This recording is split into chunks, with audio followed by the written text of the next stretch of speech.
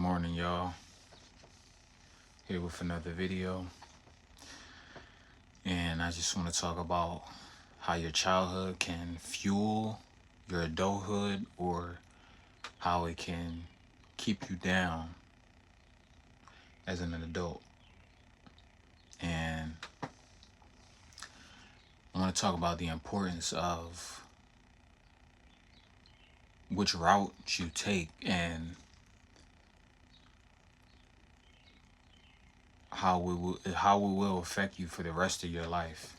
So, we all remember a good part of our childhoods. We remember, certain things or whatever. Um, and, me personally, I had a very rough upbringing. I had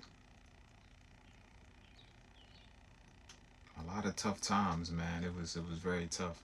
And I don't want to trauma bond or trauma dump or whatever, but I do want to say, you know, just going through those tough times, man, it definitely shaped my adulthood. And um yeah, man, it definitely it fueled me all those hard times growing up. And remember just not having no food, not having no type of guidance for real, just kind of winging it as a kid, just being hungry. When I went to school, man, I didn't care about learning.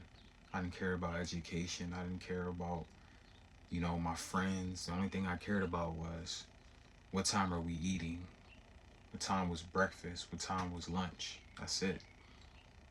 Because we had no food at the crib back at home. So I just went to school to eat. And, I remember those times clearly. And that really fueled my adulthood. I'm 34 now, and I remember those times. It was, you know, 25 plus years ago. I still remember that, and it fuels me to this day to never want to go back to those times, not to experience that, and not for my kid to experience that. And for some people, their rough upbringings, it destroys them, and they never recover.